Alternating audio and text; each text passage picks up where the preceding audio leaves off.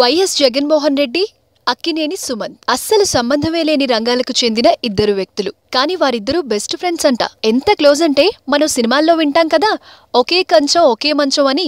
అంత క్లోజ్. నమ్మడానికి విడ్డూరంగా ఉన్నా ఇది పచ్చి నిజం. ఈ విషయం ఎవరో చెప్పింది కాదు, సాక్షాత్తు హీరో సుమంత్ చెప్పిన మాట. కమెడియన్ అలీ హోస్ట్ గా వ్యవహరిస్తున్న ఒక టీవీ షోలో పాల్గొన్న సుమంత్ ఈ ఆసక్తికరమైన విషయాన్ని వెల్లడించారు. మేమిద్దరం చాలా క్లోజ్ ఫ్రెండ్స్. ఒకే క్లాసులో ఒకే బెంచ్లో కూర్చున్నామని, చిన్న వయసులో చాలా అల్లరి చేసేవారమని, పొద్దుపోయే వరకు కలిసి రోడ్ల మీద తిరిగేవాళ్లమని చెప్పుకొచ్చాడు. ఒకసారి దొంగచాటుగా ఇంట్లోకి వెళుతుండగా ఏఎన్ఆర్ గారికి దొరికిపోయిన సంగతి చెప్పాడు.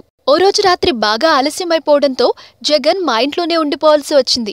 మేమిద్దరం దొంగచాటుగా నా బెడ్రూంలోకి వెళ్లేందుకు ప్లాన్ చేసుకున్నాం. కింది నుంచి పైనున్న నా బెడ్రూంకి వెళ్లడానికి నేను గ్రిల్స్ పట్టుకొని పైకెక్కుతున్నా. ఆ సమయంలో తాతగారు సడన్ గా బయటకొచ్చారు. నాకేం చేయాలో అర్థం కాలేదు. తాతకు జగన్ అంటే ఎవరో తెలియదు. పైనుంచి జగన్ను చూపిస్తూ అతని పేరు జగన్మోహన్ రెడ్డి, వైఎస్ రాజశేఖర రెడ్డి గారి కొడుకు అని పరిచయం చేశానని చెప్పాడు సుమంత్.